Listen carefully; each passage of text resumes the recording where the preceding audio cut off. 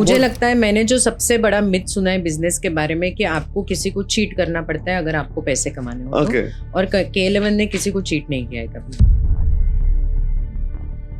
पहली बार जब fitness trainer इसमें आया इंडस्ट्री में, तो आपको ऐसी कौन सी बात है जिसने बहुत चौंकाया है आपको? स्पोर्ट्स इज बिन माय क्या बोलते हैं ऑक्सीजन। तो मैम आपको ऐसा कब लगा कि आपने ऐसे फिटनेस इंडस्ट्री में ऐसा नाम बना लिया है? कबड्डी प्लेयर है, रॉक क्लाइंबिंग कर चुकी है, उसको पता है, वो स्ट्रेंथ ट्रेनिंग खुद करती है। अगर आपका लीडर अच्छा नहीं है तो आप लीडरशिप कैसे निभा सकते हो? कि आप के11 में कैसे एंटर हुए?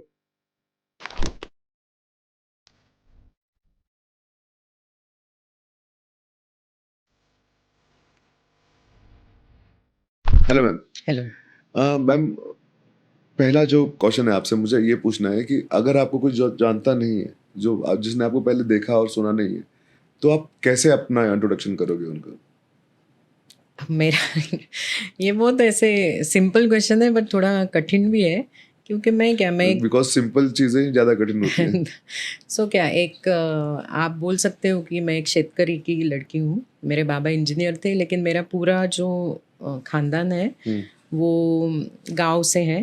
पेड़ के नज़दीक वरसई करके एक गांव है, तो हम वहाँ से हैं। तो मैं बोलूँगी, आप मुझे पूछेंगे कि मेरा कोर क्या है, तो मैं गांव से शेतकरी हूँ, तो बहुत सारा काम किया है हमने खेत में, तो मैं वही बोलूँगी, मैं वही हूँ। तो अभी भी मुझे अगर चॉइस मिलेगा तो मैं जाके फार्मिंग करूँगी, तो मेरे वो नस में है।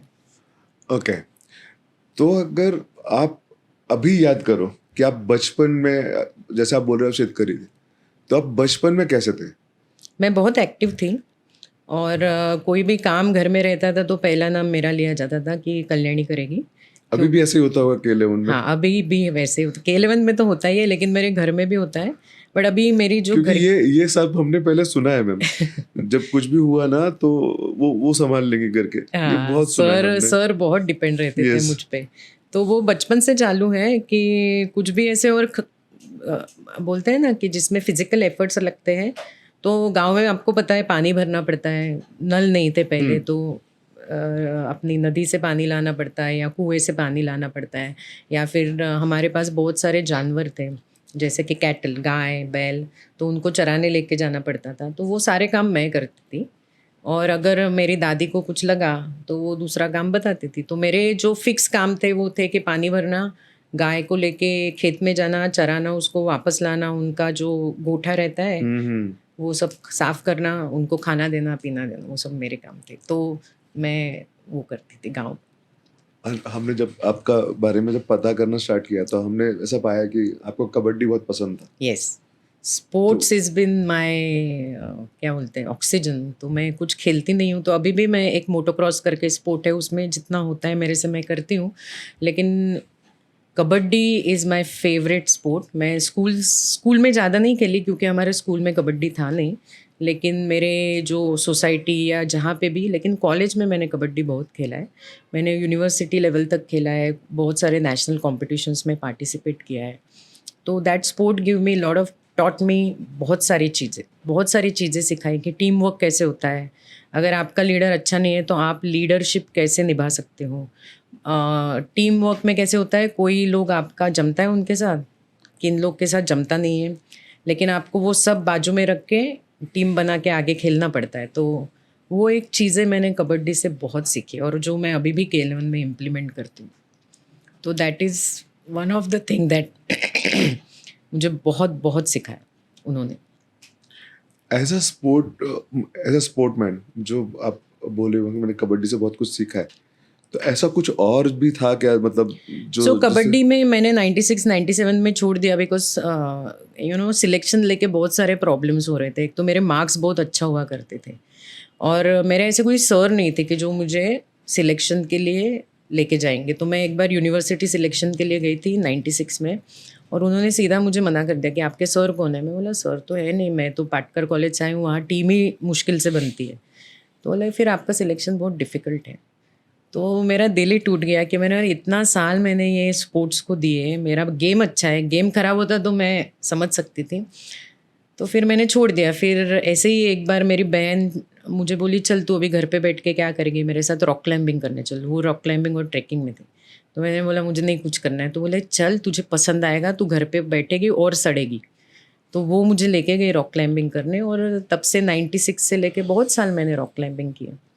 तो मैंने लीड क्लाइम्स भी किया। लीड क्लाइम्स का मतलब होता है कि आप नीचे से रोप फिक्स करते जाओगे और दूसरा वो रोप्स पे से ऊपर आएंगे। तो मैंने ड्यूक स्नोज किया है आधा। एक पहिने करके क्लाइंबिंग पिनाकल है नासिक के बाजू में। ऐसे 2-4 पिनाकल मैंने लीड क्लाइंबिंग की। ओके, तो मतलब एक जगह आपको ऐसा लगा कि यहाँ से नहीं बढ़ सकते, तो फिर आप दूसरा ये करने नहीं का बढ़ मतलब सकते क्या, नहीं जद्दोजहद समथिंग वैसा नहीं, मैंने कभी कबड्डी करियर के लिए नहीं खेला था। मैंने मेरी आपको पसंद था? मुझे बहुत पसंद था। मुझे उसमें से मुझे ये भी बोला था कि आप अगर ये रेज्यूमे लेके जाओगे आपके मार्क्स पे और कबड्डी के जो आपका बैकग्राउंड है यस, ओके, उसमें आपको जॉब मिलेगी कौन से भी बैंक में कहाँ पे भी। मैंने बोला मुझे नहीं चाहिए जॉब, मुझे करना ही नहीं है जॉब वो एरिया में, मुझे खेलना है बस।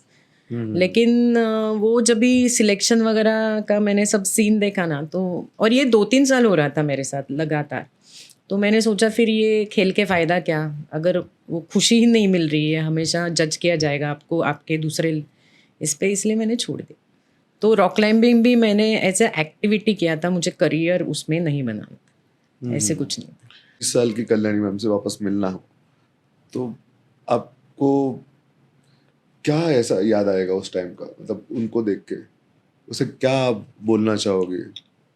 जैसे आप मुझे ये बता रहे हो, उस टाइम मैं मैच्योरिटी नहीं बहुत थी। इमोशनल थी वहाँ पे। हाँ। मीन्स मैं जब यंग थी तभी मेरा इमोशनल लेवल बहुत ज़्यादा था, मेरे को बहुत बुरा लगता था, मैं बहुत चिढ़ती थी, बहुत अग्रेसिव होती थी। तो वो मैं बोलूँगी थोड़ा कम कर तो डिसीजंस कुछ बदल सकते हैं ऐसे। फिर मैम आप वहाँ से एक फिटनेस ट्रेनर की कोर्स तो जब भी मैंने रॉक क्लाइंबिंग चालू किया ना, तो रॉक क्लाइंबिंग के साथ आपको ट्रेकिंग भी करना पड़ता है। तो किसी भी पिनाकल के बेस पे जाने को आपको चलना पड़ता है। तो फिर हम लोग का एक सह्यागिरी ट्रेकर्स करके ग्रुप था। तो वो ट्रेकर्स के ग्रुप के साथ तो एक बार हमको मेरा जो ब्रदर इन लॉ है, मेरी बहन का हस्बैंड, उसका फ्रेंड निखिल मकरंद, उसका फ्रेंड था Nikhil Mogre. Nikhil Mogre is a husband of Leena Mogre. Leena मोगरे इज समवन जिसने पहली अकेडमी इंडिया में चालू की, पहली या दूसरी, अभी उसमें थोड़ा मुझे कन्फ्यूजन है। आई थिंक तलवलकर सर ने पहली चालू की थी, बाद में लीना मोगरे ने चालू की थी। लेकिन जब भी मैं वो ट्रैक पे गई थी तो वो उनके ग्रुप को मुझे ट्रैक पे लेके जाना था, LM फिटनेस अकेडमी के। तो वहाँ मैं वॉलंटियर करके गई थी एज अ ट्रेकर। तो तभी मुझे लीना मिली थी। तो लीना ने पूछा तू इतनी एक्टिव है, करती क्या है? मैं तभी मैं कंपनी सेक्रेटरी कर रही थी, मेरा इंटर हो चुका था। तो लेकिन मैं कुछ खुशी नहीं थी उससे, because it was all company law, तो जो मुझे पल्ले नहीं पड़ रहा था।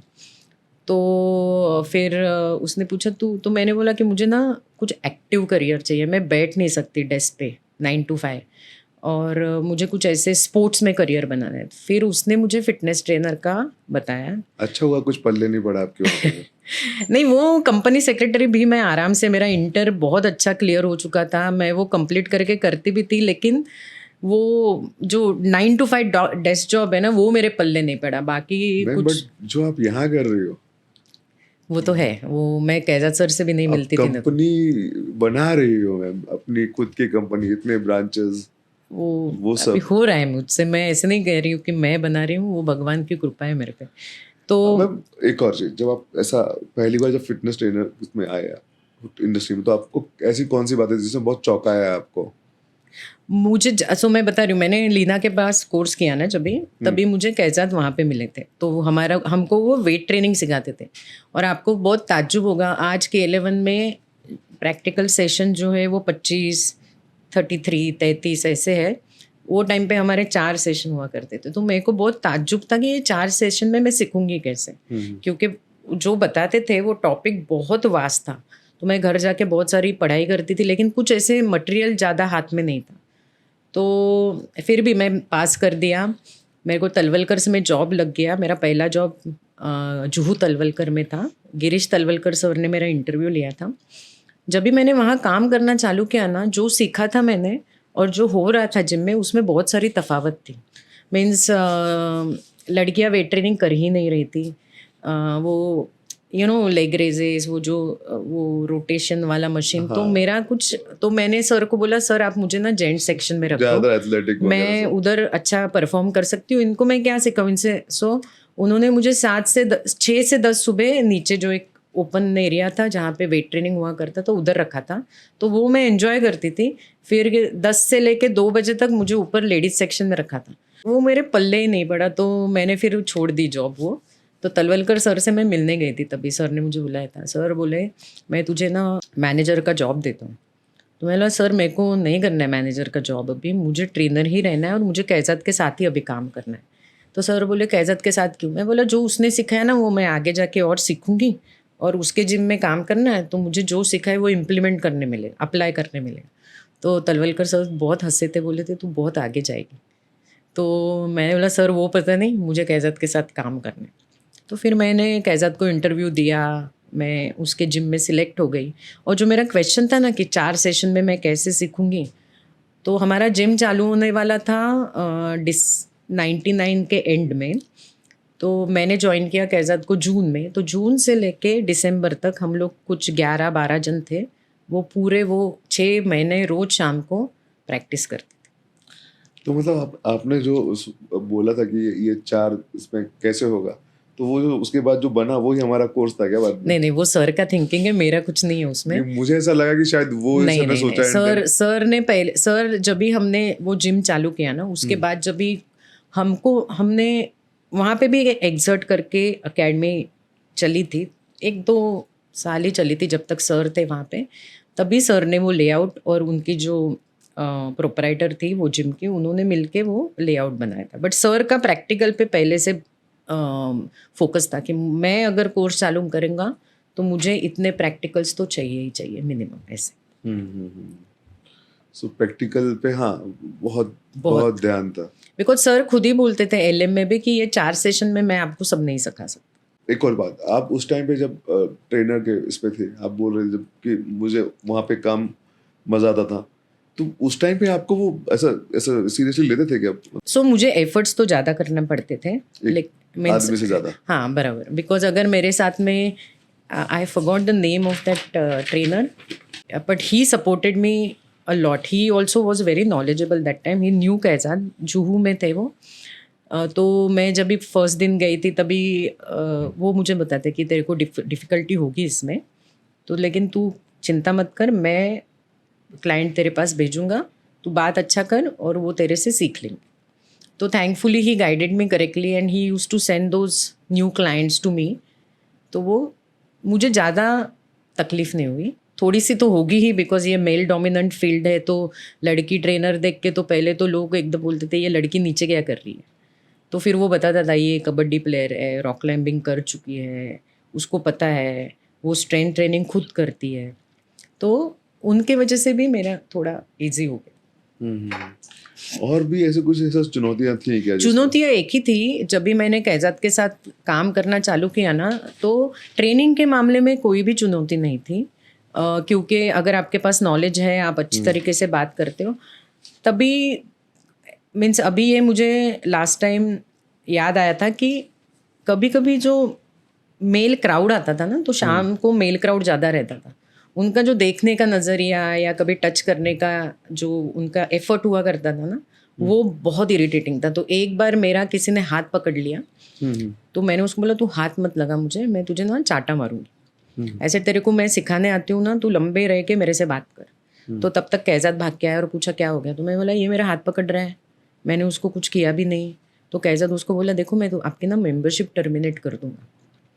तो वो मेंबर बोला क्यों? बोला लड़कियों को हाथ ही नहीं लगाना है, आपको लगाने की ज़रूरत क्या है। तो फिर वहाँ पे I felt very safe guarded, क्योंकि कैज़त था तो वो आके, लेकिन बहुत सारी लड़कियां तभी ये फेस कर रही होंगी। तो उस दिन हमारा एक पैनल डिस्कशन चल रहा था एक फिटनेस इवेंट में, तभी एक मेरी फेलो सीईओ है शिवानी करके, शिवाली, वो फिटनेस फर्स्ट की सीईओ, आई थिंक सीईओ और ऑपरेशंस डायरेक्टर हुआ करते हैं। उसने मुझे एक बात बोली कि Kalyani you were under protection of Kaizad और all the female trainers, but वैसा बाहर नहीं होता है। तो हम लोग का डिबेट चल रहा था कि फिटनेस ट्रेनर जिम फ्लोर पे क्यों नहीं है ज़्यादा फीमेल। तो ये एक पॉइंट तभी मेरे याद आया कि यस कैज़त सर ने हमको बहुत प्रोटेक्ट किया, हम कोई भी और हम कोई झूठी कंप्लेन लेके तो जाते नहीं थे। तो हम जब भी कंप्लेंट लेके जाते थे कि सर ये और उसने देखा उस दिन, तो उसने फिर मेंबर्स को ब्रीफ करना चालू किया कि you are not suppose to go close to female trainer, they will train you this, but otherwise I have had no problems, nothing whatsoever. I have enjoyed my career with so एक्सर्ट में मैं trainer थी, तभी मैंने बहुत सारे gents को, और वो मेरे से पर्सनल ट्रेनिंग लिया करते थे। तो one of my Mayur sir का क्लाइंट था वो, आरेश वाडिया करके। तो जब भी मयूर सर छुट्टी पे जाते थे उसको मैं ट्रेन करती थी। तो Aresh has picked up many times heavy weights with me, but he would call me butter fingers कि तू बटर फिंगर्स है, बट तू मेरे से पिकअप करवाती है ज़्यादा weights, so that way. Ma'am आपको ऐसा कब लगा कि आपने ऐसा फिटनेस इंडस्ट्री में ऐसा नाम बना लिया है? मेरे को ना कभी नहीं लगा था ना, मुझे अभी भी लगता है। मुझे लगता है कि मैंने कुछ अच्छी चीज़ की है जिसका मुझे कुछ रिटर्न में मिल रहा है, बट मुझे नहीं लगता मैंने अभी तक इतना कुछ बड़ा नाम कमाया। सच्ची बोल रही हूँ मैं, झूठ नहीं बोल रही हूँ। मैम ये तो आपका बड़प्पन है। मुझे नहीं क्या नहीं लगता है, बिल्कुल देखो, नहीं। सी मैं बताती, मैंने जब K11 में थे, आई थिंक 2 जगह ब्रांचेस थी। Yes, Mumbai Yes. पुणे। अभी कितनी है? 9। सो है वो उतना, और लोग जानते हैं मैम। मैंने जितने लोगों को बोला है कि मैं K11 में जा रहा हूँ और मैम का ये करने जा रहा हूँ, सो वो आपको भी जानते थे, मयूर सर को भी जानते थे। मैं उनको बोलने का कि हाँ अब मैं इन दोनों का ये देने जा रहा हूँ। तो जैसे अभी अहमदनगर बहुत छोटा जगह है, करेक्ट। ठीक है, तो हम जिस जिम में मैं जाता हूँ उसमें करीब 20% जो लोग हैं वो अपने जिम अपने यहाँ Correct. से ही ट्रेनिंग करके बराबर गए। है, बराबर है। तो हम कुछ लोग जूनियर हैं, कुछ लोग सीनियर्स Senior हैं, हैं। बस इतना ही फर्क है। बट हाँ 20% लोग हैं यहाँ के, तो काफी अच्छा ये है। और नाम काफी अच्छा है। मतलब जिस जिम में मैं पहले जाता था वहाँ पे जो हेड ट्रेनर था वो भी K11 से था।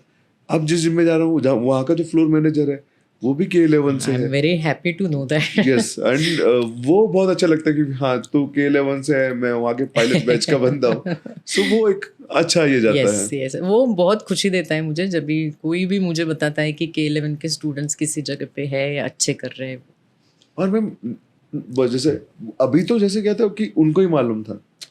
क्या होता था पहले कि जैसे डेडलिफ्ट बहुत नॉर्मल एक्सरसाइज नहीं था। मैं पायलट बैच में था, देन मैं जब नगर में जाके वो डेडलिफ्ट करता था, तो वहाँ के जो जिसका वो जिम था ओन्ड बाय दैट पर्सन, वो आके मुझे पूछ रहा है ये एक्सरसाइज होती किस लिए है। हाँ, सो मैं उसे बोला कि अपने लंबर के लिए होती है, बैक Full बैक body के लिए होती हाँ है। फुल बॉडी के लिए, पर mainly lumbar. What he said कि उसको क्या लगा रहेगा, आप एक सोच सकते हो वो क्या सोच रहा रहेगा।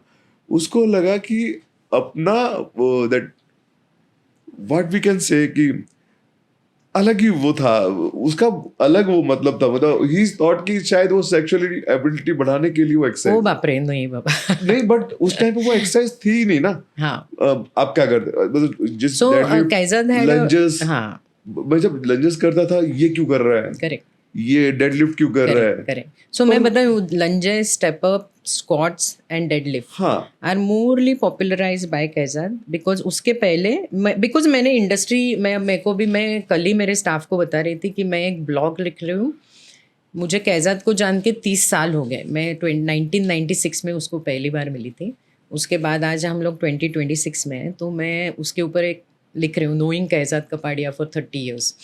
तो उसमें मैंने एक चीज़, अभी मेरा कंप्लीट नहीं हुआ बिकॉज सर के बारे में लिखना मीन्स बहुत कुछ लिखना है ना, तो वो वर्ड्स वो में आएगा, आना, उस पे तो बात करनी है हाँ, हमें। वर्ड्स में आना बहुत डिफ़िकल्ट हो रहा है मेरे लिए। तो जब भी मैं पहले तलवलकर्स में गई थी या हमारे बोरीवली में एक जिम है वहाँ वर्कआउट के लिए गई थी, कोई भी स्क्वाट्स नहीं करना, वहाँ स्क्वाट ट्रैक था, कुछ भी नहीं था, वहाँ लेग प्रेस भी नहीं था। वेरी सरप्राइजिंगली जैसे मैंने एक्सर्ट ज्वाइन किया, एक्सर्ट जो फर्स्ट जिम इंडिया का है जिसने पूरी इंडिया की इंडस्ट्री बदल दी। तो एक्सर्ट के पहले जो जिम बनते थे वहाँ पे इक्विपमेंट्स भी अलग रहते थे, जेंट्स लेडीज़ का सेक्शन अलग रहता था। बट एक्सर्ट जब से बना वो एक इंटरनेशनल स्टैंडर्ड पे बना था। 2500 का जिम फ्लोर था, ग्रुप साइकिलिंग स्टूडियो था, एरोबिक स्टूडियो था। और ये फॉर्मेट देख के फिर हम लोग ने, मीन्स कैज़ाद ने और वो जो प्रोप्राइटर थे उन्होंने साइबेक्स इक्विपमेंट ऑर्डर किए थे तकरीबन 1 करोड़ के, खाली स्टेशंस। लाइफ फिटनेस के कार्डियो ऑर्डर किए थे और फ्री एलिको एंड एक ब्रांड था डम्बेल का, उसका नाम नहीं याद आ रहा है. एलिको इज़ बार का ब्रांड है. I forgot the brand name, but it is a international brand and they order about 3-4 crore की तो इक्विपमेंट है आई है.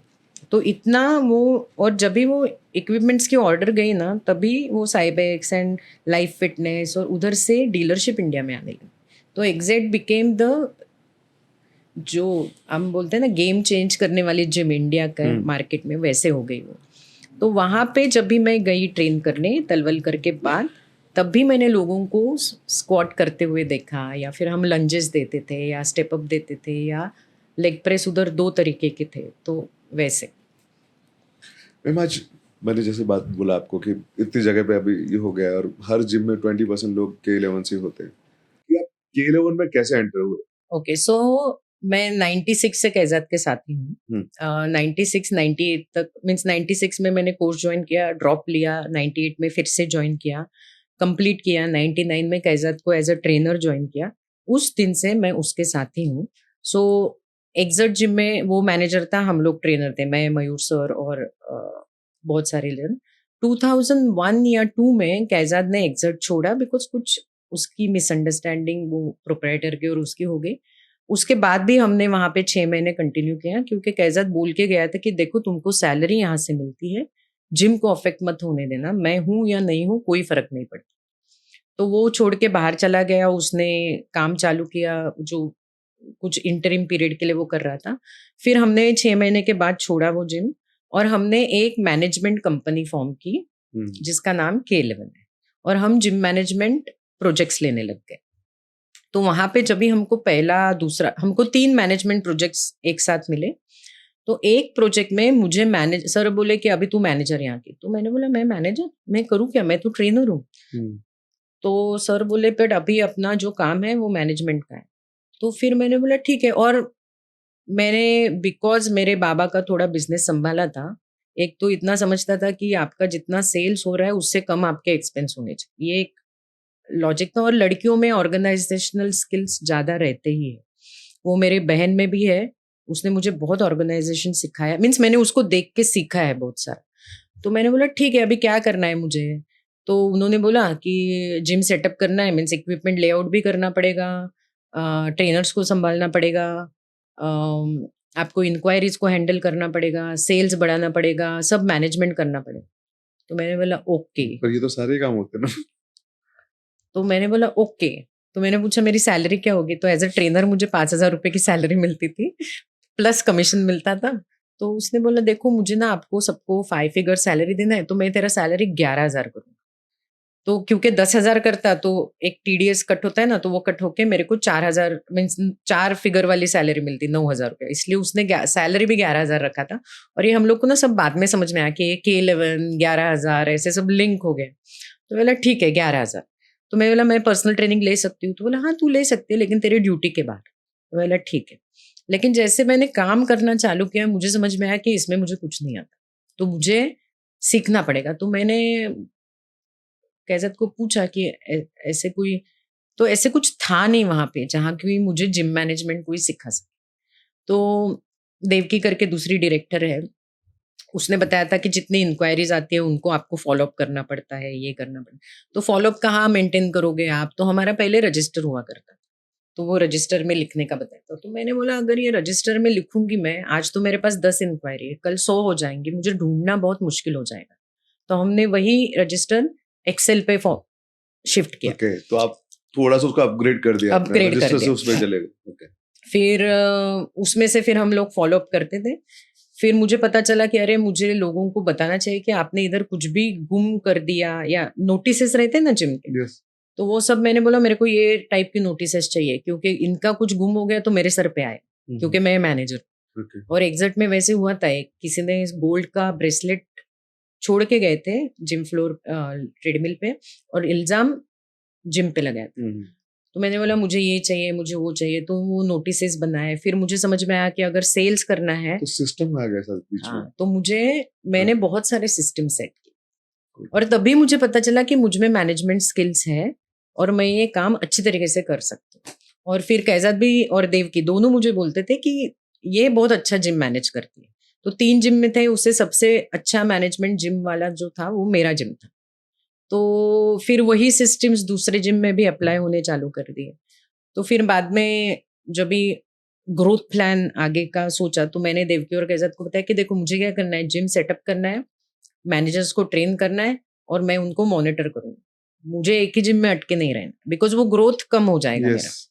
तो जैसे-जैसे हमको अपॉर्च्युनिटीज़ मिलते गए, वैसे-वैसे मैंने रिस्पॉन्सिबिलिटी ज़्यादा लेना चालू किया। तो हमने मैनुअल बनाए, ट्रेनिंग मैनुअल्स बनाए, सिस्टम मैनुअल्स बनाए, एचआर पॉलिसीज़ बनाई 2003 में। और एवरी टाइम जब भी नया थोड़े साल के बाद सब कुछ चेंज होता है ना। जैसे 2003 में एक्सेल पे हम लोग जिम मैनेज करते थे, 2009 में एक जिम मैनेजमेंट सॉफ्टवेयर बनाया। तो वो जिम मैनेजमेंट वो भी K11 ने बनाया क्या? K11 के बनवाया लिए आपने नहीं, ऐसे? K11 के लिए वो चालू हुआ था बनना, बट वो इतना अच्छा बन गया कि देवकी और वो जो प्रोप्राइटर थे, वो आई मीन द ओनर थे, उन्होंने दूसरा कंपनी लॉन्च करके उसका नाम फिटनेस फोर्स रखा। अच्छा तो fitness force actually started making for K11, but then it became such a good product कि हमने बोला कि रिस्ट्रिक्ट क्यों करेंगे। और तभी इंडस्ट्री की मेंटालिटी ऐसे थी कि अगर K11 जिम ओनर है और वही सॉफ्टवेयर बना रहा है, तो मैं इससे सॉफ्टवेयर लूंगा नहीं। हाँ हाँ हाँ तो इसीलिए वो दूसरी दूसरे कंपनी स्केल बनाई गई और उधर से उन्होंने वो सॉफ्टवेयर बेचना चालू किया। तो 2009 में हमने एक्सेल शीट से सॉफ्टवेयर पे अडेप्ट किया। तो ये सब जो शिफ्ट है वो ऑर्गेनिकली होता गया। और जैसे जैसे मुझे समझ में आया कि मुझे ये सब आता है, मैंने बोलना मीन्स टू देवकी एंड कहता कि मुझे रिस्पॉन्सिबिलिटी दो, मैं ले लूंगी। तो वैसे वो मेरे पास आते गए। तो एक जो मेरा नेगेटिव पॉइंट था वो था मार्केटिंग हैंडल करना। और तभी मार्केटिंग सब ऑफलाइन था, तो कॉस्ट भी ज्यादा थी। तो मैंने वो मार्केटिंग बहुत एफर्ट डाल के सीखा कि मुझे क्या कम्युनिकेट करना है, कैसे कम्युनिकेट करना है, effective way of marketing for gyms क्या है, बिकॉज जिम का बजट कम रहता। तो then I became better at it. And then at one point, they both said that, I think you are ready for the role of CEO. बोला CEO क्या होता है? मेरे दिमाग में था, मैंने सीखा भी था कॉमर्स के टाइम पे, मैं कॉमर्स ग्रेजुएट हूँ। बट वो जब भी बोला ना, तो एकदम ध्यान में नहीं आया कि मैं क्या कर सकती हूँ। तो then I took my role very seriously. Okay मुझे एक और पूछना है कि K11 बहुत ऊपर तक गया है अभी, पहले एक ब्रांच थी, बहुत ज्यादा हो गई है।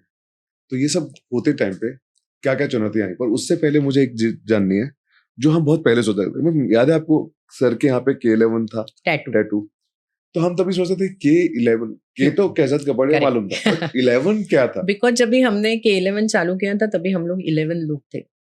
और K is the 11th letter in the हमने तो वो कैजाद का पूरा नंबर भी पढ़े, वो भी 11 नहीं आ रहे थे। नहीं, तो वो बिकॉज हम लोग 11 लोग थे और तभी वो ओशंस 11 का मूवी बहुत चल रहा था। अच्छा। तो मेरे जो अब्बास करके उसने बोला कैजत K11 रख देते, K11 रख दिया। लेकिन बाद में आपको ये बहुत ताज्जुब होगा जान के कि K is the 11th letter of the alphabet series. आप गिनोगे तो K 11 नंबर पे आता है। Okay, तो ये नहीं किया था मैंने कैजत का बढ़िया लिखा, नहीं, वो गिने, वो भी नहीं हो रहा है। नहीं, कुछ नहीं होगा मैच तो उसमें। हाँ, तो फिर हम यहाँ तक जो आप पहुंचे, तो कितनी क्या क्या चुनौतियां आई इसमें? ऐसा सी देखो, मैंने काम मेरा इतना एंजॉय किया है ना, हम सब ने। तो मैं बताती हूँ एक चुनौती जो मुझे याद है।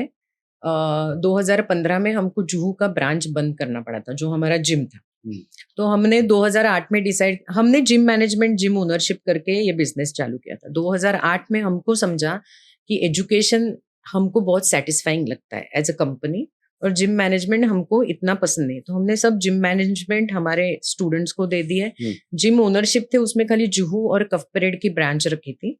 तो जुहू की ब्रांच लास्ट मिनट में हमको बंद करनी पड़ी, बिकॉज 9 साल हो गए थे चला के, और लैंडलॉर्ड ने लीज एक्सटेंड नहीं किया। तो तभी जो रिफंड देने की बात आई थी ना, बिकॉज हम पहले लेते हैं ना, सब एडवांस फीस रहती है अपनी, वो बहुत डिफिकल्ट पीरियड था के लिए। तो वो पीरियड जो इजी नहीं था, क्योंकि सैलरीज देनी थी सबकी। 60 लाख के रिफंड किए थे हमने टाइम पे। हम वो बंद करके भागना नहीं चाहते। तो वो एक डिफिकल्ट पीरियड था। और सबसे डिफिकल्ट पीरियड मेरे लिए जो था, एंड एज अ कंपनी भी, वो सर सबसे, मैं उससे ज्यादा डिफिकल्ट तो मैंने लाइफ में कुछ नहीं देखा। तो वो बहुत ही डिफिकल्ट था मेरे लिए।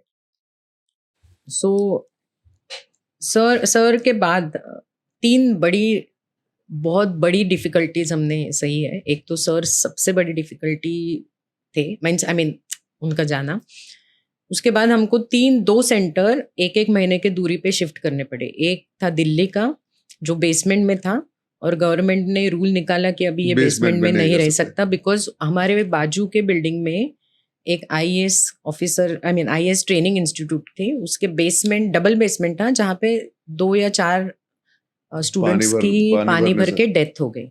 तो वो एक हमको शिफ्ट करना पड़ा। दूसरा कोची सेंटर जो हमारा था, वो लास्ट मिनट लैंडलॉर्ड ने बोला निकलो यहाँ से, वो करना पड़ा। तो ये वो दोनों हमने 24 में किए, अगस्त 24। और सबसे बड़ा जो सर के बाद मुझे सबसे बड़ा जो धक्का लगा ना, वो मुंबई का सेंटर हमारा पूरा जल गया जनवरी 25 में, पूरा मीन्स। और वो एक बहुत ऐसे लगा कि अभी सब खत्म हो गया, क्योंकि सर ने फिर जो सर से चीज़ें कनेक्टेड थी, उनका कैबिन वहाँ था, हम लोग ने 23 साल वहाँ पे गुजारे थे, वो सब मैंने जलते हुए देखा। और मेरे आंखों से मैंने देखा था कि कितनी बड़ी फ्लेम्स आई थी, कुछ नहीं हम लोग बचा सके। फिर भी आपको एक बहुत मुझे ये हो रहा है, सर का एक पिक्चर था वहाँ पे जिस पे लिखा है you are always stronger than you think. पूरा जल गया, वो सर का पोस्टर नहीं जला।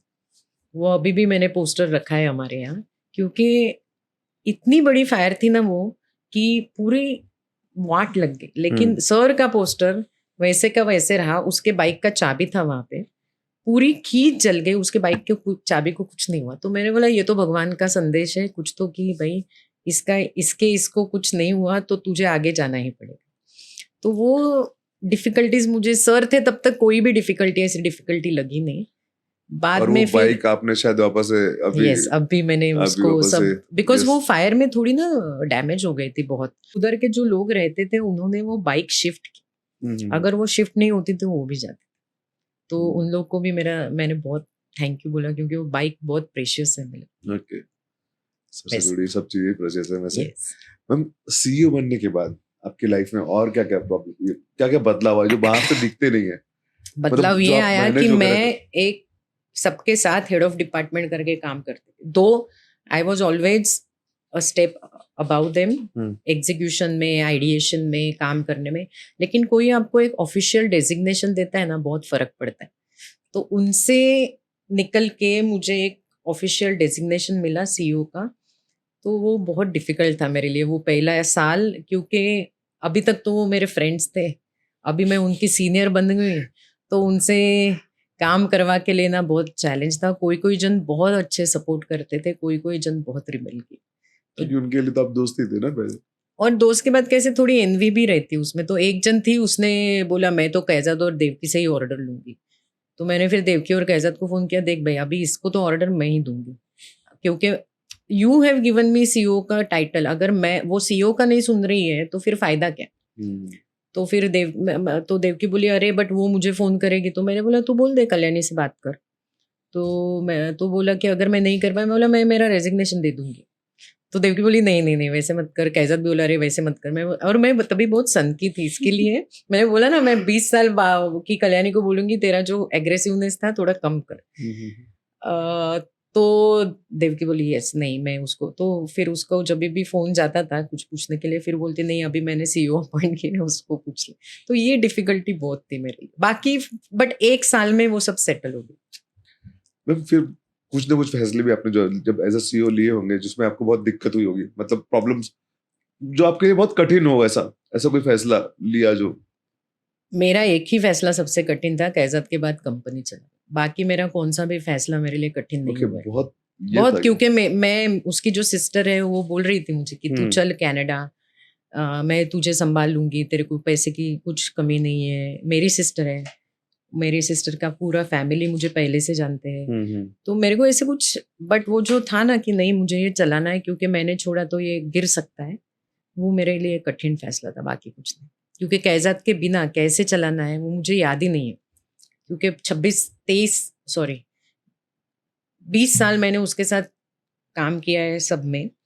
तो मुझे आदत थी कि हम एक दूसरे से सब कुछ डिस्कस करते थे, फिर झगड़े होते थे, पर उसमें से K11 के लिए कुछ अच्छा निकलता था, डिसीजन मेकिंग। तो अभी वो अकेले डिसीजन लेना है, फिर दोनों तरफ से सोचना पड़ता है, या फिर और दूसरा चैलेंज मेरे लिए था कि कंपनी में भी सोचते ही है कि अरे सर थे तभी ऐसे नहीं होता है, अभी मैडम है। अभी मैं बता रही हूँ आपको, मैं जब से मुझे याद है मैं कंपनी में एक्टिवली रोल कर रही हूँ, जो बैक एंड में मैं सब संभालती थी, फाइनेंस, अकाउंट्स, सेल्स, मार्केटिंग। लेकिन फ्रंट साइड पे किसी को पता नहीं था कि ये मैं चला रही हूँ, उनको लगता था कैजाद चला रहे, और मुझे कोई फर्क नहीं पड़ता, क्योंकि क्या है, मैं और वो, मैंने कभी ऐसे अलग नहीं सोचा, ना उसने कभी ऐसे अलग सोचा कि कल्याणी और मैं अलग है। तो जब भी वो हुआ ना, तभी नए तरीके से मुझे इन्वेंट करना पड़ा कि मैं K11 को कैसे चलाऊं, तब भी वो थोड़ा कठिन था, बाकी बाकी सब तो सर का ये अच्छा था मैम, हाँ? मतलब आपके सामने वो जो जैसे क्या करते थे कि आपके पीछे आपकी बहुत तारीफ करेंगे यस। और आपके सामने आपकी तारीफ नहीं करेंगे वो। नहीं, वैसे वो वो करता भी था, लेकिन फिर मैं ना, मुझे बोलता था मैं तेरे सामने तारीफ नहीं करता बिकॉज तुझे कॉम्प्लीमेंट्स लेना नहीं आता है, तू एकदम ऐसे हो जाती है, फिर बोलती है नहीं नहीं कैसा दिया मैंने किया नहीं, ये मैंने किया नहीं, इसलिए वो नहीं करते।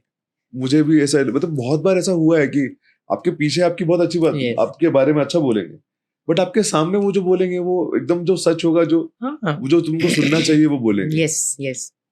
मैम एक और चीज है, इतनी बड़ी कंपनी चला रहे हो, बहुत लोग हैं आपके साथ, बहुत लोगों का उसका उनका जो पेमेंट है वो सब निकलना चरितार्थ। या फिर सब कुछ, वो उसका जो दबाव होता है वो आप कैसे सहन करते हो, कैसे? सी वो दबाव नहीं लगता, बिकॉज हर एक बंदा कंट्रीब्यूट करता है ना, कि उनके वजह से तो कंपनी चलती, मैं अकेली तो चलाती नहीं हूँ, मेरे साथ मेरी 185 लोगों की टीम है, 160 से 185 लोगों की, तो उनका भी हक है उस पर, करेक्ट। तो मुझे ऐसे कोई टेंशन नहीं है उस बात की, क्योंकि thankfully we are doing well. So Covid के बाद बहुत सैलरीज की प्रॉब्लम हुई थी, क्योंकि इनकम ही नहीं था, तब भी बहुत स्ट्रेस था। लेकिन अभी 2023-24 से सब सैलरीज टाइम पे जा रही है, तो स्ट्रेस नहीं, बिल्कुल स्ट्रेस नहीं। अच्छा हुआ आपने वो ये K11 चलाते रहने का जो ये लिया, बिकॉज K11 जो स्टार्ट हुआ था सर की वजह से। सो और सर और देवकी मैडम दोनों की वजह से हाँ, चालू बट हुआ था। कैसा है मैम अभी, बट अगर K11 नहीं रहता तो हम बहुत मिस करते फिर उन्हें शायद। हाँ, मैं वो अग्री करती हूँ राइट। कि जो कैजाद था वो लोगों के सामने कभी आता ही नहीं था शायद, क्योंकि और इफ में भी दूसरे तरीके से आता था, लेकिन ये बहुत एकदम ऑर्गेनिक वे में हुआ, ऐसे कुछ प्लानिंग नहीं था कि मैं ये करूंगा या मैं ये करूंगी, life took us there. But आपने वो बहुत अच्छा ये फैसला लिया, बट मुझे इसी से एक सवाल पूछना है, जो कई औरतें हैं जिनको बिजनेस स्टार्ट करना होता है, अभी जैसे आपने ये फैसला लिया कि हाँ मैं चला लूंगी, उनको लगता है मैं चला भी पाऊंगी कि नहीं, नहीं, मुझे तो नहीं, मैं उनको बताऊं, मैं उनके लिए बहुत, आप क्या नहीं नहीं बोलना नहीं, चाहोगे? मैं बताऊं एक, मुझे नहीं लगता किसी औरत को लगता है कि मैं ये चला पाऊंगी कि नहीं, ओके। वो उनको लगता है मुझे सपोर्ट मिलेगा कि नहीं। अच्छा। इसी औरतों में टैलेंट्स बहुत है, और मैं बहुत फीमेल एंटरप्रेनर्स से मिली हूँ, या फिटनेस में भी बहुत सारे फ्रीलांसर्स या जिम ओनर्स फीमेल है। ओके। लेकिन बहुत बार ऐसे होता है ना कि उनको जब भी मौका मिलता है ना, शायद फैमिली सपोर्ट नहीं करता। सो ये बहुत बार होता है, झगड़ा करना पड़ता है, या फिर बहुत रेजिस्टेंस मिलता है इंटरनल, मीन्स फैमिली से ही बहुत मिलता है, या फिर ना जब भी वो कुछ करना चाहते हैं तभी उनके फ्रेंड्स, अरे तू कर पाएगी क्या, ऐसे वो डाउट डाल देते हैं मन। जो वो डाउट को पार कर सकती है, वो आराम से बिजनेस चला सकती। एक टैलेंट है लड़कियों में जो है ऑर्गेनाइजेशनल एंड मैनेजमेंट स्किल्स, जो, सो मैं एक आपको एग्जांपल देती हूँ। देवकी ने दूसरा एक कंपनी में इन्वेस्ट किया था, इंडिया सर्कस करके, वो हाउस, वो ये ऐसे पिलो कवर्स वगैरह आते हैं ना, ये कप्स, वैसा कंपनी है, बहुत बड़े लेवल पे। अभी वो कंपनी को गोदरेज ने बाय आउट किया, तो उनका वेयर हाउस सेटअप करना था। तो देवकी बोली मुझे, तू ऑपरेशनल डायरेक्टर का पोजीशन ले ले और मुझे इसमें मदद करना। तो मैंने बोला ठीक है। तो मैं जब ये वेयर हाउस सेट करने गई ना, मैंने सबको बोला कि मुझे ना लड़के नहीं लड़कियां ज़्यादा दो। तो उन्होंने बोला क्यों? मैं बोला देखो, लड़कियों को पता रहता है कौन सी चीज़ किधर रखी है, घर में आप रखोगे, लड़कों ढूंढते ही रहते हैं, उनको फिर सिस्टम चेक करना पड़ेगा, फिर अरे अच्छा ये 7वें रॉक, लेकिन ये लड़कियों को याद रहता है। तो हमारा जो वेयर हाउस था ना, उसमें हमने ज़्यादा लड़कियां ली, लड़के कम लिए, और वेयर हाउस की डिलीवरी टाइमलाइंस वाज अनमैचेबल। तो बाद में जो वो जो कंपनी वो वेयर हाउस मैनेज करती थी ना, उसके जो ऑपरेशनल डायरेक्टर थे या ऑपरेशनल मैनेजर थे, उन्होंने मुझे बहुत साल बाद ऐसे ही किधर तो मिले थे। तो मैंने बोला कैसे चल रहा है? तो बोला आपके आइडिया से मैंने बहुत सारी लड़कियां ये तो आप जो बोलते हैं कि जो उनके सगे संबंधी होते हैं वो उन्हीं वही ज्यादा ये लेते हैं, हो सकता है, मैं हो सकता ऐसे है। ब्लैंकेट। तो मुझे ये इस पे ये क्वेश्चन है कि उनको ज्यादा साबित करना पड़ता है क्या कि हाँ हम भी वो कर तो है। सकते हैं? नहीं वो है, वो लड़कियों के हर जगह ज्यादा साबित करना ही पड़ता है। वो मुझे भी करना पड़ा, मुझे भी एफर्ट्स। सो क्या होता है, मैं आपको एक एग्जांपल देती हूँ। मैं सीईओ हूँ कंपनी की, और मैं पहले सीईओ बनी हूँ और बाद में मेरा कैजात के साथ शादी हुआ है। तो ऐसे नहीं है कि मैं कैजात की वाइफ हूँ इसके लिए तो हम्म। बहुत बार जब भी बाद में जब भी हम मीटिंग्स के लिए जाते थे ना, मैं और कैजात पहले भी जाते थे, शादी के पहले, बाद में भी जाते थे। तो तभी मैं कल्याणी टिड़क बताती थी, कपाड़िया नहीं, क्योंकि मेरा मेडन सरनेम है वो। और बाद में कल्याणी कपाड़िया बताने लगी, तो लोग मुझे जज करने लगे कि अच्छा ये कैजत की वाइफ है इसलिए इसको सीईओ बनाया। ओके। तो मेरे मीटिंग में ना मेरा कोई मेरे मैं बात कर रही हूँ, आइडिया एक्सप्लेन कर रही हूँ, और बहुत सारे आइडियाज K11 में मैंने इम्प्लीमेंट किए हैं जो कैजात के है करके कैजात ने बोला, और मुझे सच्ची में।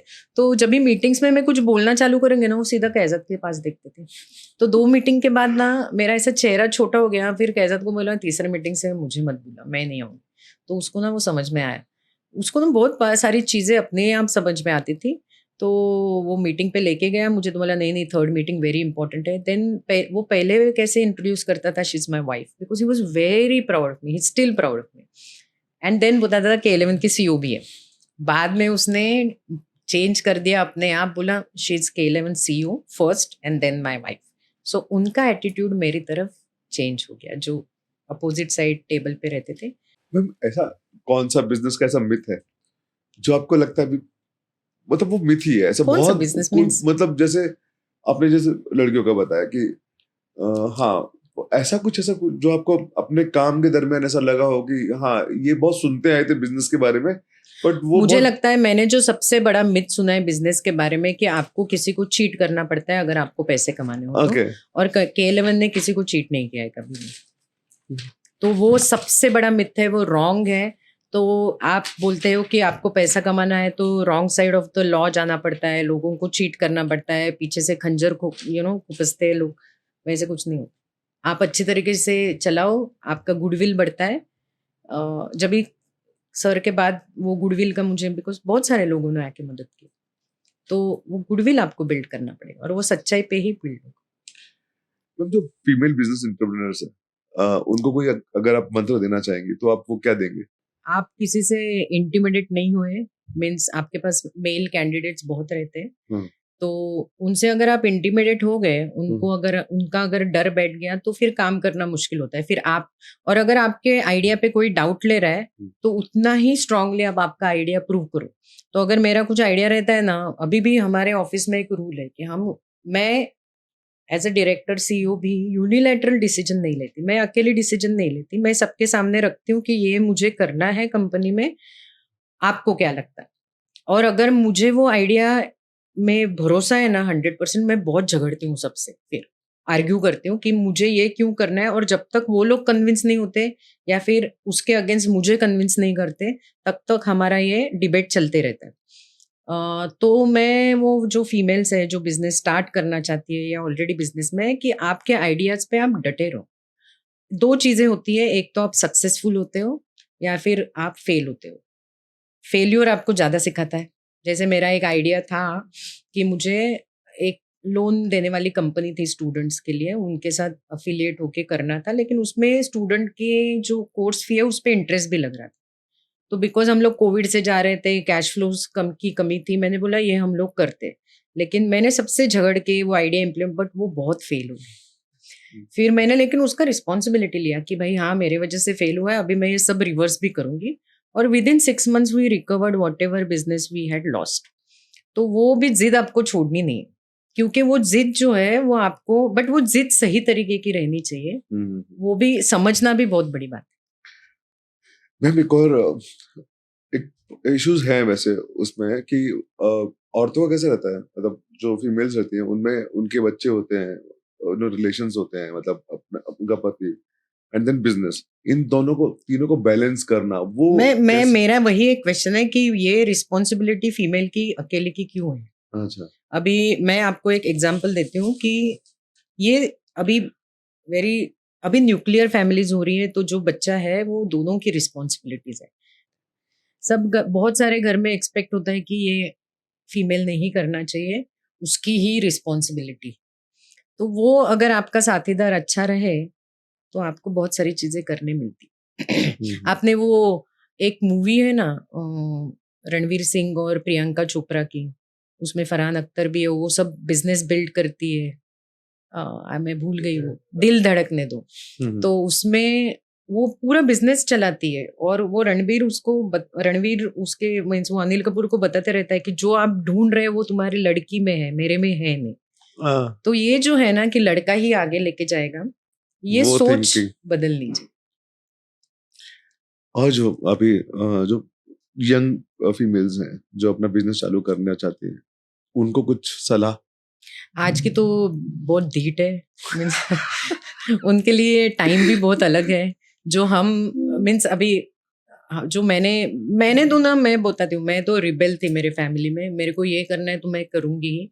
और मैं घर में भी बहुत काम करती थी, ऐसे नहीं है कि मेरा ड्यूटी 6 से 2 हुआ करता था। मैं मेरे बहन के फैमिली के साथ रहती थी, सुबह मैं घर में आके शाम का पूरा खाना बनाती थी। अगर सुबह मेरी बहन नहीं है तो मैं 4 बजे उठ के खाना बना के फिर काम पे जाती। तो ऐसे नहीं है कि मैंने ये सब किया नहीं है, लेकिन मेरे में एक जिद थी कि मुझे ये भी करना है, और उसके लिए मुझे ये करना पड़े तो मैं ये भी करूँ।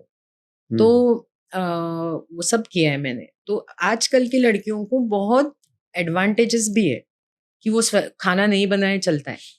ऐसे कोई ये नहीं है। हाँ, पहले जरूरी नहीं है, कैसे राइट। था कि आपको घर पे खाना बनाना ही पड़ता, अभी ऐसे है नहीं। तो ओके, ओके। बहुत सारी फैसिलिटीज भी उनको अवेलेबल। हम्म। क्वेश्चन ये भी जाएगा एक कि एक मैं बताऊं आपको, क्योंकि हाँ। ये आप क्वेश्चन पूछे, झारखंड से लड़कियां आ रही हैं कोर्स करने। झारखंड के छोटे छोटे शहरों से लड़कियां आती है।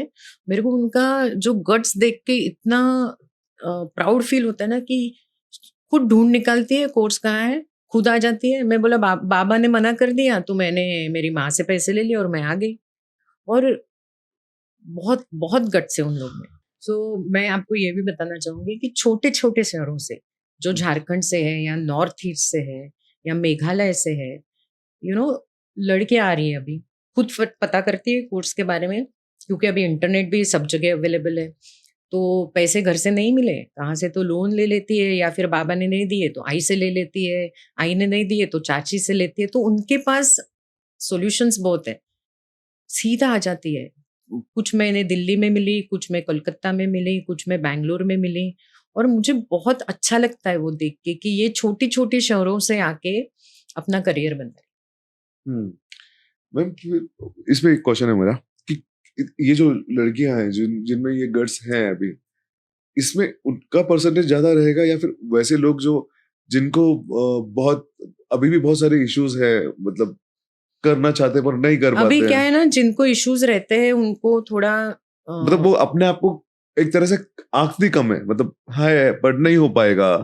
बट वो तो उनकी सोच है ना, वो क्या चेंज कर सकता है कोई, जब तो तक वो बाहर जाके काम नहीं करेंगे, उनको फिर भी एक्सपोजर नहीं मिले। कितना ऐसा आपको क्या लगता है अभी के इसमें कितना परसेंटेज होगा ऐसा? मुझे नहीं पता सीरियसली। सी मेरे ओके। यहाँ पे बहुत सारी लड़कियां काम करती है। हम्म। कोई ऐसी है कि जो आके एकदम से डिसीजन लेना चालू नहीं करती। तो हम्म। जैसे उषा प्रभाकर करके हम्म। हमारी एडमिन एचओडी है।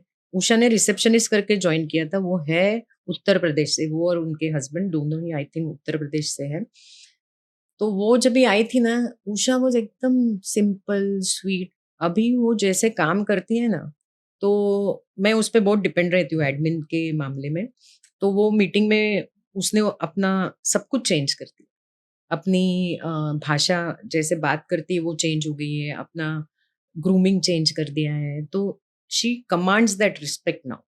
सो जो सैलरी थी उससे आई थिंक 50, 60 या 100% more she is earning now. So I am we have the example here कि जिसको करना है वो तो कर ही सकता है, अगेंस्ट ऑल ऑड्स। हम्म। तो कुछ फर्क नहीं पड़ता कि आप लड़के हो या लड़की हो, कुछ फर्क नहीं कुछ पड़ता, राइट? फर्क नहीं पड़ता। सिर्फ एबिलिटी चाहिए एंड सीखने की आदत। सीखने की चाह चाहिए और जिद छोड़नी नहीं चाहिए कि मुझे ये करना ही है करके। हम्म। मैम, आपने बहुत टाइम पहले जो फिटनेस इंडस्ट्री को देखा है और अभी जो देख रहे हो, उसमें आपको क्या लगता है, क्या बदलाव आया है? बहुत बदलाव आया है फिटनेस इंडस्ट्री में। एक तो जो जिस तरीके से जिम पहले सेटअप होते थे अभी वैसे नहीं होते, अभी वो भी चेंज हो गया है। बहुत सारी पहले क्या था, weight training, cardio, group exercise, group cycling, ये 4 ही चीजें जिम्स में होती थी ज्यादा करके। अभी बहुत सारी चीजें आई है, केटलबेल है, टीआरएक्स है, TRX in the sense suspension training है, देन बैटल रोप है, बहुत सारे एलिमेंट्स, देन हाईरॉक्स करके कंपटीशन है, Yes. क्रॉसफिट आया है। अभी जेराय, अभी लास्ट वीक ही जेराय आपको पता है राइट? Yes. तो जेराय ने एक कंपटीशन लॉन्च किया है जिसका नाम है द लास्ट वन स्टैंडिंग। तो ऐसी बहुत सारी चीजें फिटनेस इंडस्ट्री में अभी इंट्रोड्यूस हो रही है। तो fitness industry change the way, so I am setting up lot of gyms now. तो जो मैं जिम सेटअप करती हूँ उसमें एक रिकवरी सेक्शन रहता ही है, अभी पहले नहीं हुआ करता था। पहले खाली एक मसाज रूम दिया करते, तो अभी वो नहीं है, लेकिन उसमें एक रिकवरी सेक्शन डालती हूँ मैं, या स्ट्रेचिंग सेक्शन अलग से रहता है। पहले उसकी रिक्वायरमेंट इतनी लोग, मीन्स जहाँ जगह मिले वहां स्ट्रेच हाँ, करो, मतलब एकदम जो सबसे खाली जगह मिल जाए कोने बट में, नाउ एकदम आई ऐसा। Give a dedicated stretching space, I give a recovery space. अगर जगह बहुत है तो मैं उसमें ही स्पोर्ट्स मसाज थेरेपी का सेक्शन भी डालने बोलती हूँ, because it all related to workout and recovery वैसे। मैम, अगर यही जो चेंजेस फिटनेस इंडस्ट्री में, और अगर हमने देखा, ऐसा देखना चाहते थे, आप बोल रहे थे कि मतलब उस टाइम पे जो जिसमें अकॉर्डिंग टू द लेडीज, मतलब दिस फीमेल्स, क्या चीजें चेंज हुई है उनके फिटनेस में? So they train like guy now, okay, means अभी कुछ फर्क नहीं रहा है, राइट? अभी कुछ भी फर्क नहीं रहा है। सो अभी कहाँ पे मैं weight training, I think somebody had called me to get my quote about women मैंने and weight सबसे training. पहले जो वेट ट्रेनिंग जिसको सबसे अच्छे करते देखा है वो आप ही थे। कैसा used to use me as a demonstrator.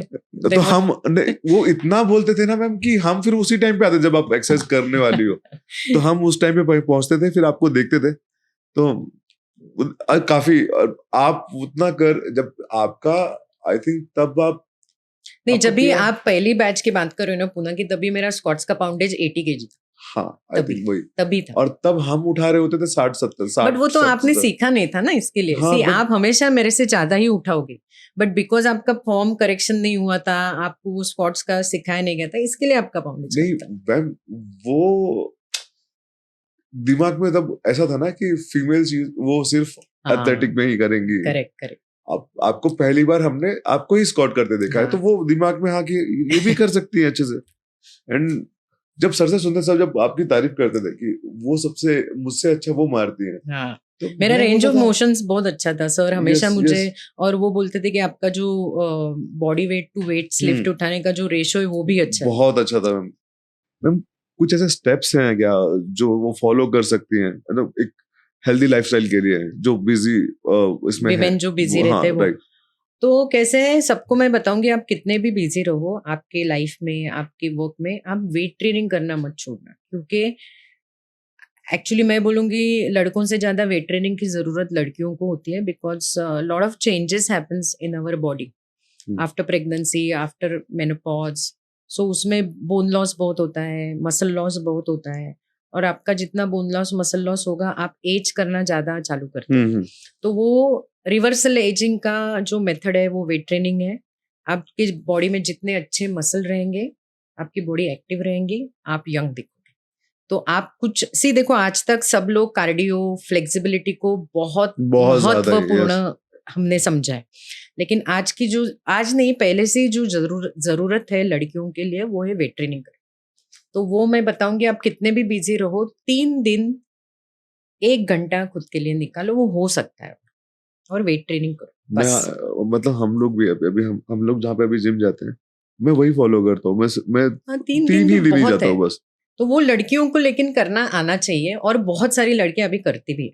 मैंने जितना रेशो चेंज होते हुए देखा है ना लास्ट 10 साल में, वो, so there is one gym in Bangalore where we conducted practicals for Bangalore branch, क्योंकि हमारा अकेडमी चालू होने के लिए थोड़ा लेट था। Oh my god, the women were lifting fabulous weights there. कोई 100 kg से स्क्वाट्स मार रहा है, कोई 140 से डेडलिफ्ट मार रहा है, और ये मैं लड़कियों के बारे में बता रही हूँ। लड़के तो और भी अच्छे उठा रहे थे उधर, लेकिन ऐसी जिम देखने नहीं मिलती जहाँ पे इतनी सारी लड़कियां इतने अच्छे पाउंडेज उठाती। तो ये अचीव हो गया है, जो मेरे एज की है, जो मैं अभी आई एम 50 ईयर्स ओल्ड, सो जो हमारी जनरेशन है वो ये सब चीजें नहीं करती ज्यादा, तो Okay. वो करना चालू कर दे तो अच्छी बात। अच्छा, अगर वो जो एज में पहुंच गए और उनको अभी समझ में आ रहा है कि वेट ट्रेनिंग बहुत जरूरी थी और उन्हें वो करनी चाहिए थी, तो वो अभी अभी लेट तो हो गया, तो पहला अभी स्टेप क्या कर सकते हो? वेट ट्रेनिंग सीधा जाओ जिम में, ज्वाइन करो, ट्रेनर हायर करो और वेट ट्रेनिंग चालू करो। आपको 3 महीने में खुद के ही बॉडी में बहुत बहुत सारा सारे फर्क पता चलेगा। यस मैम, आप एक स्पोर्ट्समैन भी थे, फिर आप एक फिटनेस इंडस्ट्री में भी आए, आपने एक बहुत बड़ा ब्रांड बनाया, तो इस दरमियान आपने ऐसे कौन से अचीवमेंट थे आपके जिसपे आपको खुद पे प्राउड होता है? एक जो है मीन्स वैसे छोटे छोटे तो बहुत है, जहाँ पे कैजत का एक ऑपरेशन हुआ था जिसपे वो पैर पे आई नो दैट, चल नहीं सकता था बिकॉज, और मैं तभी मिलने आया था सर को, हाँ, and sir was in Pune. And Kaizad के पिताजी तभी चल बसे, वो कनाडा में थे, तो मुझे उसको कनाडा तक लेके जाना था। तो मैंने ऐसे ही बोला कि अगर किसी ने उसको उठा नहीं पाया तो मुझे उसको उठाना आना चाहिए, तो मैंने एक ट्रिक किसी ने मुझे सिखाया and I could pick him up. That was very good achievement for me and it's a very sweet thing because he was 100 kilo that time, 95 to 100, 90, between 90 to 100, so it was like a deadlift for me to pick him up from the chair and put him there. Now it's a very personal achievement. Then I have climbed a Pahine Pinnacle, which is one of the, I think the last portion of the pinnacle is little tough, and I was 35 years old that time, so at that age to climb that pinnacle as a lead climber, I find that as that I always, whenever I'm down, I think of that moment where I reached on the summit and I felt that, oh, I did it, like that. Or there are a couple of K11 achievements that I have achieved where uh, I have increased the turnover by about 40% whenever, or you know, I mean, I don't know the exact numbers ऐसे आ रही हैं, but the growth of K11 is my biggest achievement. So that is what I felt good, and especially so after Kaiza there were a lot of doubts in people's mind कि K11 का क्या होगा. Even people close to me had asked me, अरे Kalyani K11 का क्या होगा? मैंने बोला क्या होगा, मैं आगे चलाऊंगी, क्योंकि मैं कैजत के साथ day 1 से हूँ, मुझे सब पता है, मैं चला सकती हूँ आगे. तो जब भी वो जब भी K11 एकदम क्या बोलते हैं, वो शैडो से बाहर निकला इन 23, 24 आई वॉज द हैप्पीएस्ट. वो मेरा सबसे बड़ा अचीवमेंट है, क्योंकि वो बड़ा सबसे बड़ा चैलेंज भी था मेरे लिए. तो दैट 2-3 अचीवमेंट्स. सबसे बड़ा तो यही था मैम, आपका वहां पे रहना ही सबसे बड़ा अचीवमेंट था. यस, आई अभी मैं उस टाइम पे उस जगह पे और उस सूरत में रहना. यस, आप वहां पे रहे, इसलिए दैट्स व्हाट मुझे लगता है कि K11 अभी अच्छा कर पा रहा है. Yes, I mean I will take some credit for that. Yes. So ma'am आगे थोड़े से ये है, बहुत ये होगा बट हमें करना है, ठीक है मैम? Yes yes. मैं जब भी सर से मिला था तो उस टाइम पे सर का ऑपरेशन हुआ था, एंड फिर भी आई वाज लाइक कि सर ऑपरेशन हुआ है, घर पे आराम कर सकते थे आप पुणे की ब्रांच में कर क्या रहे हो? सो काम से ज्यादा देर दूर रह नहीं पाता मैं, ऐसा वो उसका उनका. और वो हमको कितने बजे मिले मैम? वो रात के शायद 8-9 बज रहे हैं वो तभी, और हम लोग बात करने बैठे. इट वाज आप 2 बजे तक बैठे रहोगे? हाँ, मैं बता रही हूँ. वो दैट कॉफी रात के 2 बजे तक सिर्फ बात कर रहे हैं कि और क्या कर सकते हैं. कितने बार कैजात को 2 बजे फोन करके पूछती तू घर आ रहा है कि नहीं आ रहा है, क्योंकि मैं उसके खाने के लिए रुकती थी. मुझे अच्छा लगता था कि अगर उसको मैं सर्व करूं, क्योंकि दिन भर के थके हुए और हम दोनों ही रहते थे साथ में, तो अकेले खाने में मजा नहीं आता. तो फिर मैं पूछती तू आ रहा है कि मैं सो जाऊं अभी. तो कभी कभी वो 5-10 मिनट में आता था, बिकॉज घर थोड़ा नजदीक था हमारा, मुंबई का. पूना में थोड़ा टाइम लगता था. तो फिर वो बोलता तू सोने जा. तो वो हमेशा से वर्कहोलिक थे कि तभी बाद में Kaizad has been always dedicated to his work, always. I have never, so मैंने उसके साथ 99 से काम करना चालू किया. वो बंदा हमेशा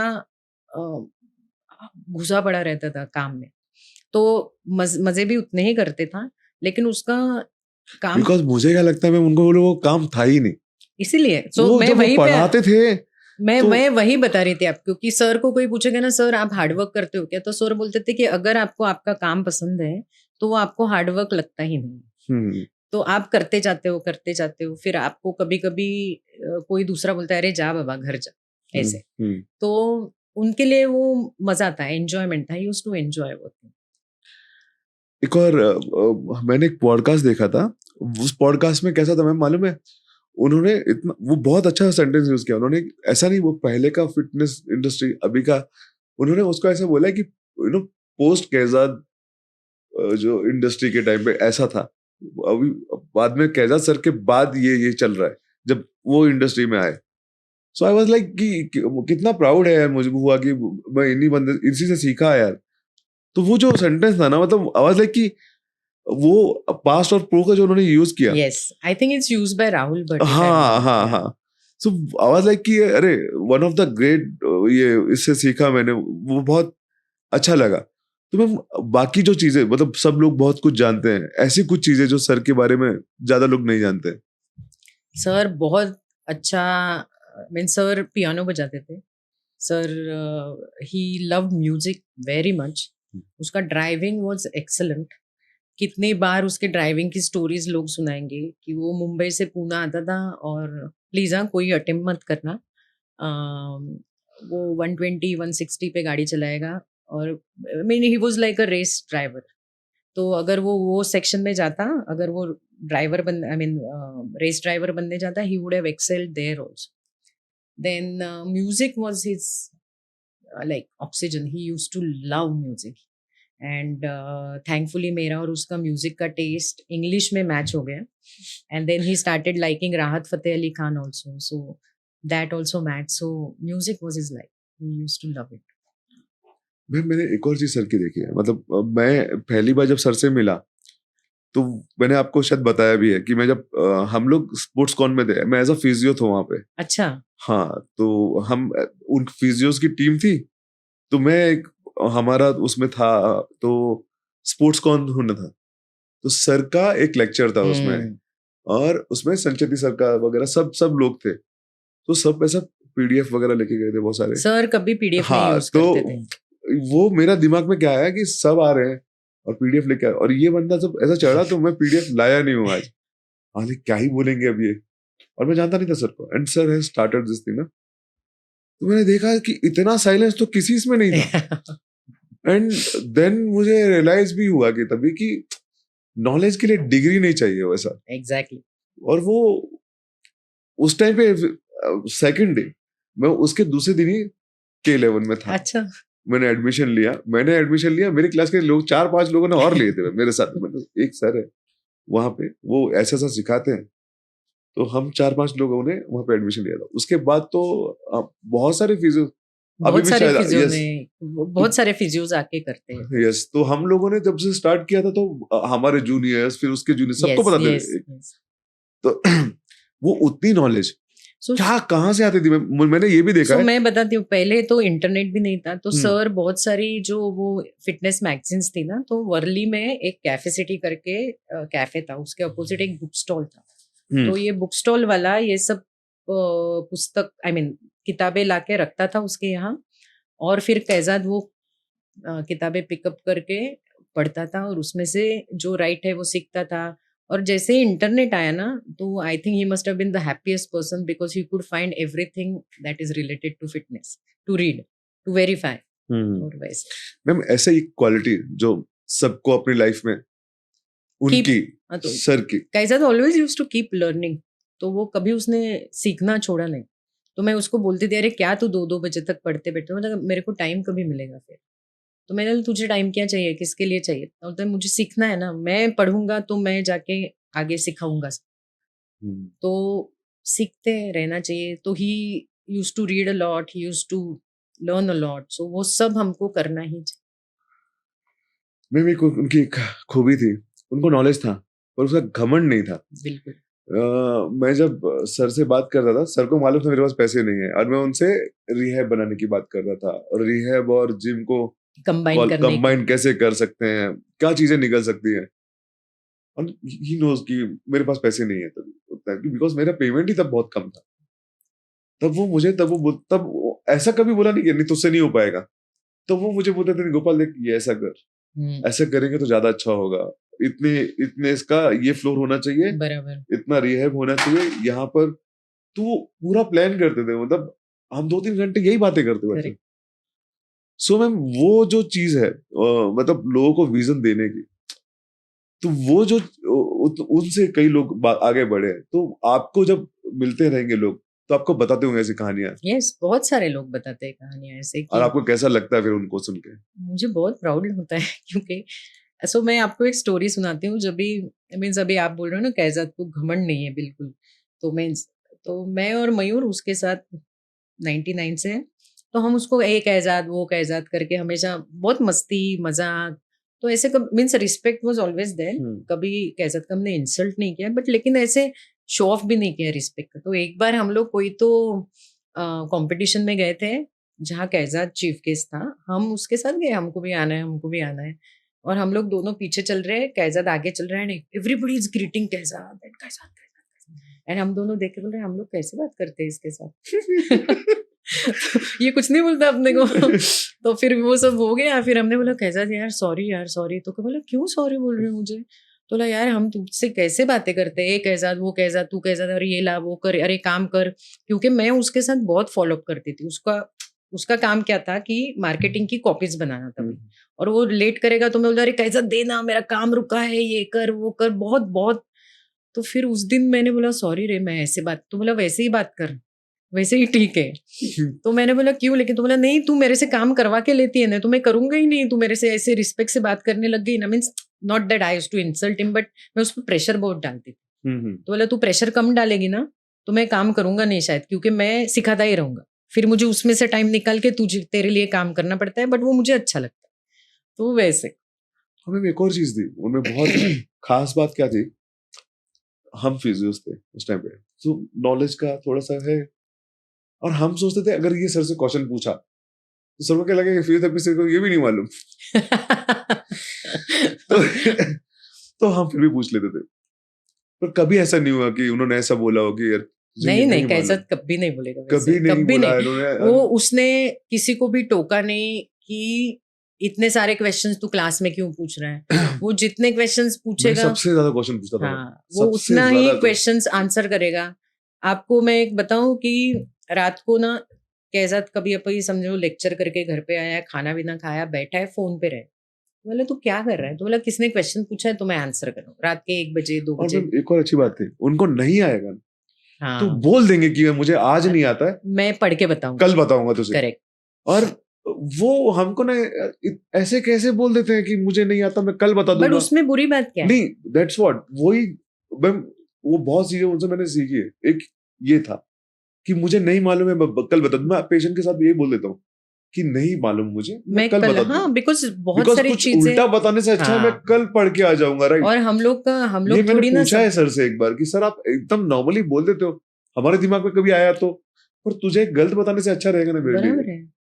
और एक दूसरा इसमें मेरे सामने एक इंसिडेंट हुआ था, मैंने आपके साथ डिस्कस भी किया था। वो कभी डिस्पेक्ट ऐसा किसी की रिस्पेक्ट ये नहीं करते थे। जैसे एक बहुत बड़े फिजियोथेरेपिस्ट थे, उन्होंने उनको पूछ लिया था कि अभी मुझे पूछा नहीं था, उनको सिर्फ बोला कि मुझे ना वेट कम कर फैट कम करना है तो आज मैं कार्डियो करूंगा, वेट नहीं करूंगा।